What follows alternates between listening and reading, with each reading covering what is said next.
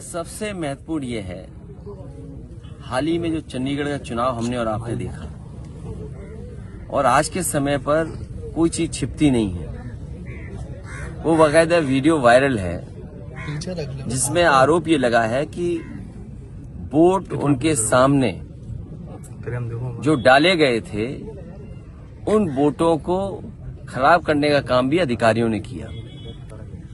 हमने आपने उत्तर प्रदेश का चुनाव देखा था, किस तरीके से बेईमानी भारतीय जनता पार्टी ने की, और अगर बेईमानी इस स्तर पर होगी तो लोकतंत्र कहां सुरक्षित है। जो आज मेयर का चुनाव जीतने के लिए ये तरीका अपना रहे हैं, इससे पहले उत्तर प्रदेश में जितने भी चुनाव हुए उन सभी चुनाव में भारतीय जनता पार्टी ने बड़े पैमाने पर बेईमानी की। 2022 का चुनाव जनता ने समाजवादियों को जिताया था, लेकिन बेईमानी करके परिणाम उन्होंने अपने पक्ष में कर लिया। चिंता कोई नहीं करे कौन कहां से कौन सा प्रत्याशी उतरेगा, ये भारतीय जनता पार्टी का सबसे बड़ा खतरनाक परिवार है। निगाहें तो आपके ऊपर टिकी हुई है। भारतीय जनता पार्टी निगाहें तो आपके ऊपर टिकी हुई है। भारतीय जनता पार्टी का सबसे खतरनाक परिवार है। उस परिवार की वो चर्चा ही नहीं करते। जो सबसे ज्यादा नफरत फैला रहा है परिवार, जो सबसे ज्यादा हमारी संस्कृति को खराब करने का काम कर रहा है। हमारे देश की संस्कृति रही है मिलजुल करके रहने की, मेल मिलाप की संस्कृति है, भाईचारे की संस्कृति है। हमारा समाज एक गुलदस्ते की तरह है। उस समाज को सबसे ज्यादा बांटने का काम भारतीय जनता पार्टी का परिवार कर रहा है। निगाहें केवल आपके, ये कोई नई बात नहीं आत्मदाह की। अधिकारी लूट रहे हैं। अभी बड़ा अच्छा लगा कि मुख्यमंत्री जी ने ये स्वीकार किया कि गोरखपुर में बहुत भूमाफिया आ गए हैं। अगर आपने अखबार ध्यान से पढ़ा होगा तो आपने पढ़ा होगा कि मुख्यमंत्री जी खुद स्वीकार कर रहे हैं कि गोरखपुर में भूमाफिया आ गए हैं। तो जो भूमाफिया हैं भारतीय जनता पार्टी में बहुत पनप रहे हैं। कोई जिला नहीं बचा जहां पर भारतीय जनता पार्टी के बड़े पैमाने पर भूमाफिया काम न कर रहे हों।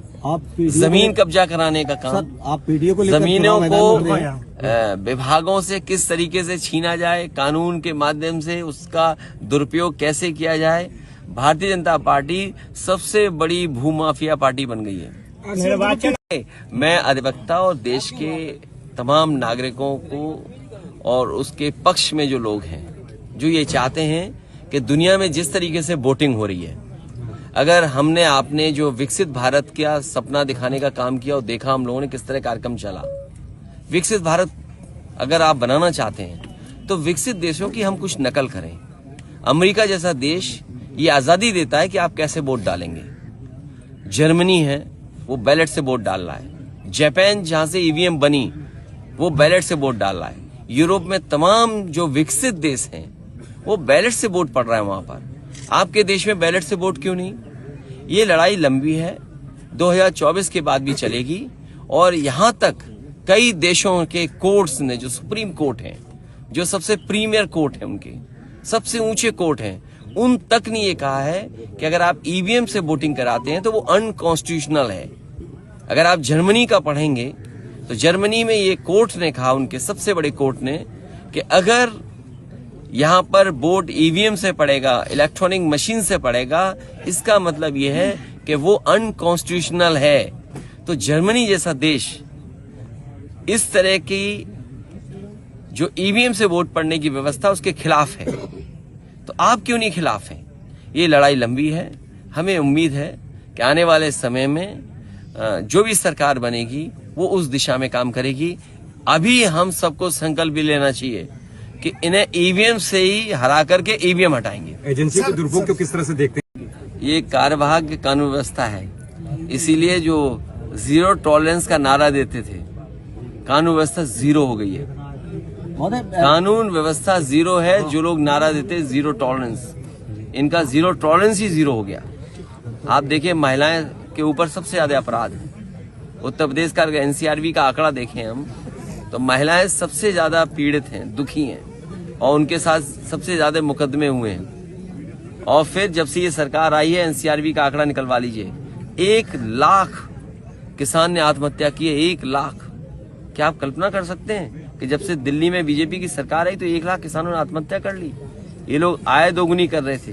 किस किसान की आय दोगुनी हो गई? जो मंडी बन रही थी, मंडी आधी अधूरी रोक दी गई। जो सामान किसान खरीदा उसमें जीएसटी कितना ले रही है सरकार? बिजली का बिल कितना महंगा है? किसी अस्पताल में इलाज नहीं मिल रहा, दवाई नहीं है। कह रहे हैं हमारी गारंटी है इलाज की, 80 करोड़ लोगों को गारंटी है। गारंटी इस बात की है कि अस्पताल पहुंच जाओगे इलाज नहीं मिलेगा, इसकी गारंटी है। अगर अस्पताल चले जाओगे दवाई नहीं मिलेगी, इसकी गारंटी है। और ये गारंटी की जो घंटी बजा रहे हैं इन्होंने, थाली और वो क्या क्या बजाया था,